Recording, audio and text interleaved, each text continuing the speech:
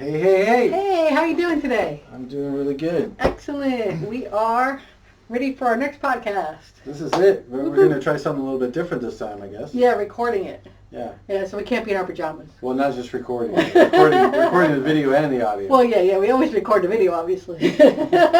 No, we always record the audio. Oh, yeah, I'm sorry. But you're right about that. I feel like I'm always on video. Wow. You're right. So last week we left off saying we were going to talk about envisioning your goals, right? Is that where we were? That's what we said we were going to talk about. Last week you said to me, you're so good at that, you want to share that? And I was like, let's do that that's next right. week. Yes, that's right. Okay. Yeah, remember? So. All right, so envisioning your goals. Yeah, because I think that's really important because so many people in fitness, they're like, oh, I want to get stronger, or I want to lose weight, or I want to lose inches, I want to tone up. But they don't have like a clear goal, right? Isn't it hard to get somewhere if you don't know where you want to go? It's like, oh, I want to go to California.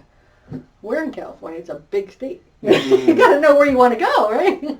Well, and just from what just happened just there, I think another big problem that we deal with, and after we've envisioned our goal, is keeping them in remembrance. And yeah, keeping it in the forefront. Keeping them in the forefront of what our minds are. Yeah, because it's really easy to have a goal and say you want to lose weight, or you want to get stronger, you want to eat better. Right. But if you don't have it clearly defined, and then have it on a schedule, right. Schedule it to make it real, right? So that you have that path. Because, you could get a goal, but if you don't, so many people say, oh, I'm going to get healthier. Yeah, I'm going to do that. But, they make that decision, and it's momentarily, right? Mm-hmm. And it's like, you should act on it as soon as you make that decision. Yeah. Go forward and do something towards that goal. Exactly. Go for a walk that day. Go do the 15-minute video with us. Or, go buy some vegetables.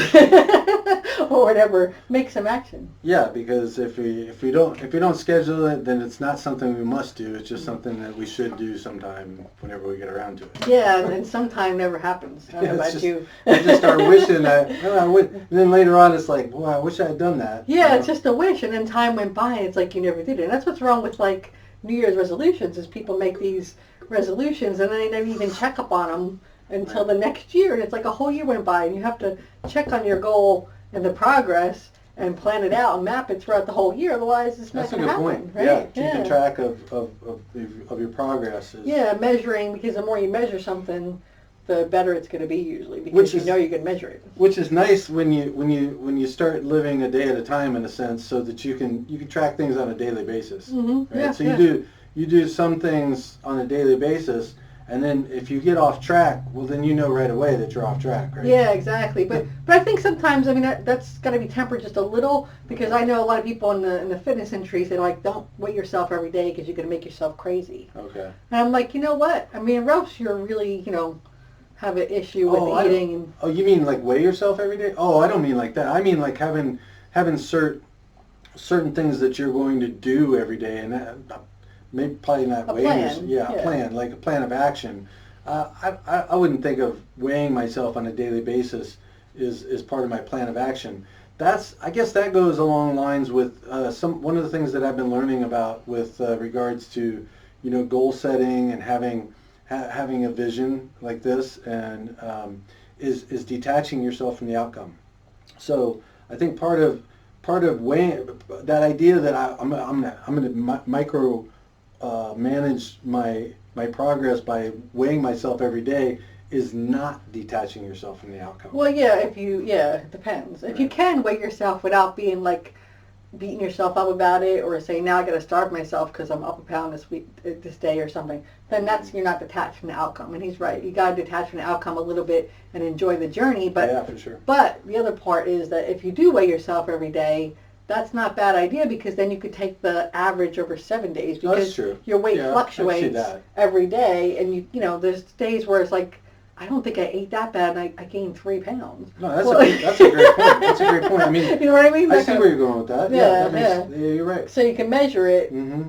Every day, and then take the average, because that's detaching from the outcome in a way, because you're not going to be like beat yourself up over those numbers on the scale. Yes. So you're not resting on putting all of your energy into how you're going to feel about whatever that result is when you weigh yourself on a daily basis, because it's really just part of the data that you're collecting to see where the overall progress is going to be. You know, like every week you're going to take the average of that, but still, you know, you should do certain things every day that will bring you to the place that you want to be. Yeah, and that's what you were saying before about scheduling it. You know, putting on your daily calendar, your schedule, your phone, however you do it, a note on your refrigerator, whatever you do, that, you know, I'm going to do at least 15 minutes of workout today, which is, you know, could be a mile or two run, it could be, you know, a 15-minute workout with us, it could be whatever, right? But you got to do that minimum every day. Right. And, you know, and like I always say, you know, fit it in through your day, because if you know, everybody should have 15 minutes, I would think, right? But sometimes you don't, maybe, you know, and maybe you have 5 minutes 3 times or something, you know what I mean? So however you can fit it in, it all adds up for the day, you know, and if you have a goal of doing a half an hour, there's nothing wrong with doing 2 15 minutes, you know, that kind of thing, so, or 4 times for an hour, whatever. But, you know, but having that as your daily routine, that I'm going to do my workout every day, and I'm going to, you know, eat X amount of fiber, or however your plan is, you know, or I'm going to meditate, or I'm going to sleep 8 hours, whatever. I mean, it's not a bad idea to plan these things out, you know, somewhat, so that you stay the course and do it, right? Right. And I think one of the things that you mentioned before that's really important, and it'll be very helpful for you, is through the envisioning of your goals, is it's something called the something effect. What is it? The Dickens effect. Yeah, in a sense, because it's like the carrot and the stick, in a sense. So you're in the envisioning of your goals is not just looking at what is this going to feel like, what is this going to look like when I get to where I'm trying to get to, because ultimately that's really what we're trying to we're trying to feel a certain way. Yeah, we want to feel peace. We want to feel happiness. We want to feel joy. And the one thing that we need in order to get there is to have this envisioning of what it is that it's going to feel like when we do get there. Right? Yeah, that way it propels you. But the other part of that is that we can actually feel that now. So like even in the Dickens effect, he was put through the process of well, you should explain what the Dickens effect is. Okay, the Dickens Not everybody knows what we're talking about. All right, like, the Dickens effect. Charles Dickens, right? Charles Dickens. Yeah. The Christmas Carol story. He was transformed in through a series of experiences. Story. Yeah, he was transformed over a night. You know, just in a few hours, because he was exposed to certain experiences. And it's one of my favorite movies, and not because it's a Christmas movie or anything. I think you could watch that anytime and feel the joy of him going through that transformation from being a miserable Scrooge. It's emotionally moving every time I see it. I've seen it dozens He's a miserable, clutching, grinding, nose to the grindstone Scrooge that only cares about money and his work, and doesn't care about people, don't care about his partner's death, nothing, right? And he's kind of a horrible, miserable human being. And by examining his past and what future is if he stays in that path, he's kind of scared straight. Right. But hopefully it's also touched his heart seeing these things, hopefully too. And then he's transformed into basically a new person, right? Somebody nobody would recognize from old Scrooge, right? And so that's where you're going with this, is with what you're saying that we should do. Yeah. Is that we should look at not just how we're going to feel in a good sense, but also if we don't do the things we need to do, if we don't make those changes, what's that going to feel like? Because right now, say you're, a lot of people I know are, start working out more when they hear from the doctor they're pre-diabetic.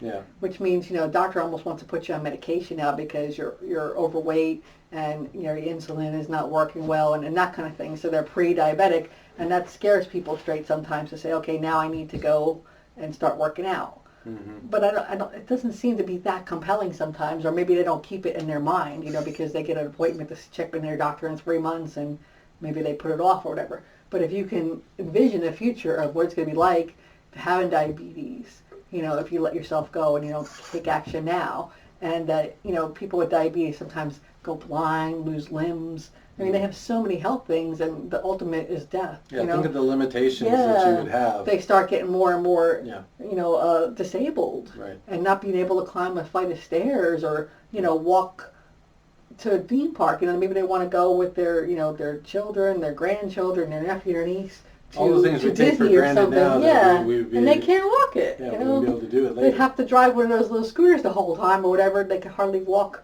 across, a field, and that's a terrible thing. We're meant to move as human beings, and it feels so good to have the energy and the ability of our bodies to take us out. And okay, I could walk for miles, and I'm not gonna have a problem. Maybe my feet get a little sore again today or something, but but we can do it, right? So that feels so good. So that's the compelling future that drives me forward. That I love the way I feel with all this energy and this health.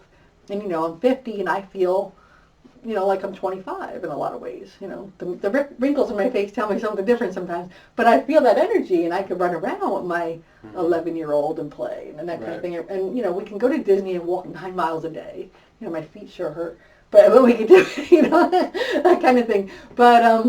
But that's the compelling future that moves me, and I want to even be better, right? I want to keep going on that path and be better. And the stick is seeing family members that are sick and unhealthy and have type 2 diabetes and have heart disease and things that really are scary, that I don't want. Or in the other sense is thinking about how that outcome is going to affect other people, in that think of the people that are going to have to take care of you now. That's true. And you're not going to be able to be available to take care of them, that you're going to be in a state. I heard this. I think Dr. Dyers, when he said you're gonna either spend time taking care of your health now, or you're gonna spend time taking care of your health later, or somebody else is. That's true. That's true. And then you become a burden. That's no fun. And that's no fun. Yeah, who wants to be that? Yeah. I think we have to take a quick break though. Right? Is it that time already? Yeah, it is that time already. Okay. So let's take a quick break, and we'll be back in just a few. All right. Thank you. All right. We hope that you're enjoying this podcast and finding value from what we have been able to share with you. We just want to tell you a little bit about what All Bodies Fitness is up to right now. That's right, Patrick. AllBodiesFitness.click is a great 7-day challenge right now where you can get a 15-minute video emailed to you every morning at 5 a.m. So you have no excuse but to work out every day. And each workout will focus on a different muscle group so you won't be overworked. All right, Sivako, rise to the challenge. That's right. Hey, welcome back. All right, we're back here. We're talking about that compelling future and the opposite of the scary future if you don't take care of and address your health now. All the things that could go wrong. And people say I don't have time to put myself first and take care of myself. I got to do this and do that and take care of the family and take care of my work. And my work is 80 hours a week plus some and blah blah blah. But wait, is that 80 hours a week would be kind of crazy. It's a double job. But some people actually do that. I've talked to some people who do that. Yeah. There's a guy who runs the pool and the... Yeah, he works like 70, 80 hours, right? Yeah, I do that all the time. It's terrible. Wow. So, yeah. So, I mean, but, so it's hard to say I have time for myself there. But, by doing that and not taking care of your body, you're actually being selfish because, like you said, eventually somebody's going to have to take care of you instead of you being able to keep taking care of them. Yeah, but the key thing about, like, him as an example is one of the reasons that he is able to do that is that he does keep himself fit. Yeah, he's a different case. Yeah. So he does keep himself in top form, so he's able to, do more than, he's like superhuman, I guess. Yeah. Well, most people I know that have a traditional job and work, over 40 hours a week at it, they're run down, they're tired, and they don't feel like they have energy, and they're just not super happy about where they are in life, and that's not a good thing because life is all we have. All we have is our lives and our moments, so we want to enjoy them. Yeah. And by having that compelling future and the scary stick of the bad future in our head, we can keep making progress, right? Because it's doable. Don't you believe that? I mean, it's doable for anybody. Absolutely. Yeah. And that's another key part of what we have to have in envisioning our goals is not just that we have a belief that it could happen for us, but there has to be someone, we have to grab hold of a knowing within ourselves that the outcome is certain. Mm-hmm. Whatever that goal is, whatever you have a goal, I have a goal.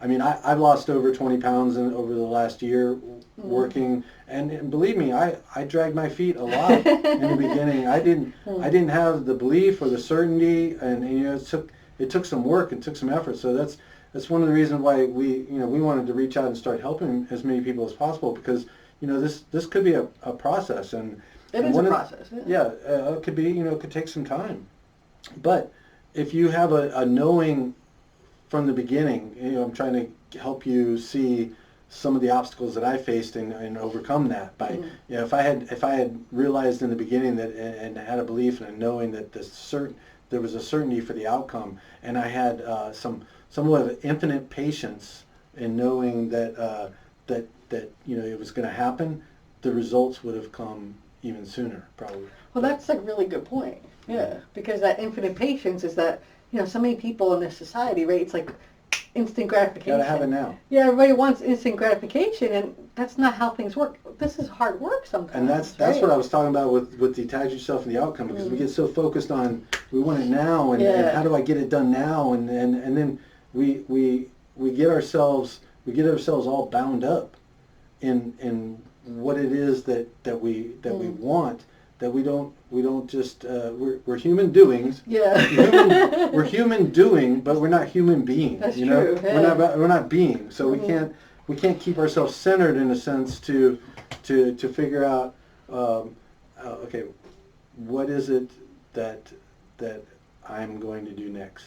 Yeah, because that's the balance. Like, is enjoying the present and staying fixed on the future, and not getting stuck in the present either, because then you get into hedonism, right? It's like, I'm just going to enjoy now and eat this hot fudge sundae, because who cares? Right. You can't enjoy the now to the extreme where you're not thinking about the future and planning for it. So there's a balance there, and it is work. I mean, like yesterday, we wanted to have veggie burgers, and there was the option of making them ourselves or going out. And, to Glory Days, because they have a special on Mondays that we've been to in the past, where you could have a veggie burger. I don't know and fries. If they have Glory Days by you, but we recently discovered that, and it's pretty good. But anyway, obviously French fries are not health food. Yeah, we knew that. We know that. But but then, like our 11-year-old, hey, stop. Our 11-year-old wanted them, and he wanted them too. Yeah. And I'm like, why don't we just stay home and make our own burgers and avoid that? And so we did. Yeah, and we felt so much better. Yeah, but I mean, it would have been fun to get that instant gratification. And believe me, I like French fries too, and every now and then, you indulge, but I know long term I'm trying to keep my vision. Cutting up vegetables takes work. It's effort. Well, so does working out, and doing these things that we know we should do takes work. Yeah. But, people will spend the time later going to doctor appointments if they become sick. So spend the time now doing the things that'll keep you away from those doctor appointments. That's what we were just saying. Right? Yeah. Or if you must, there's services that'll cut up your vegetables for you. You can buy them pre-cut. Yeah. And pre-washed. Pre-washed. You can everything. Yeah, you can have it all done for you. You can have the meals delivered, I guess, too. Yeah. Right. So there's lots of ways. You got to be creative and be resourceful. If you have the resources to sub that out, then sub it out if you need to. If your desire is strong enough, you'll find a way. You can find a way. So keep that vision of your goals in your mind daily. That's why they say, write it down every day what your goals are, or spend the time visualizing it. I visualize what I want in the future and actually see us there and feeling good and trying to feel that great feeling in the moment. And that drives me towards it, so that I won't go have the French fries on a regular basis. And, and I'll do the work that it takes to take care of myself and us, really, basically. Because sometimes couples, right, you can fall together, or you can push each other forward, right? And sometimes one of us is strong and the other person's weak, and sometimes we switch, right? And like you said in the beginning, you didn't have that vision, right? No. And I kind of had to drag them to the gym sometimes, or say, I'm going with or without you, and then you'd go, right? Yeah. You know what I mean? And now you love it. Sometimes, grudgingly. Yeah, I remember those days. And, but I had the vision then, right? Yeah. And, now you have it, you maybe have better vision. And, what I didn't have then, too, was I didn't have a certainty of the outcome, because I can recall that I would, where is this, I'm not seeing the result. I'm not feeling, the infinite patience. Yeah, so I didn't, you may or may not have immediate results that you are able to feel or to be able to see. But then again, some people do, because everybody is different. Right? Well, yeah, but you have to have that vision and then know it's going to take work, and it takes some time. Yeah. I mean, think about a farmer.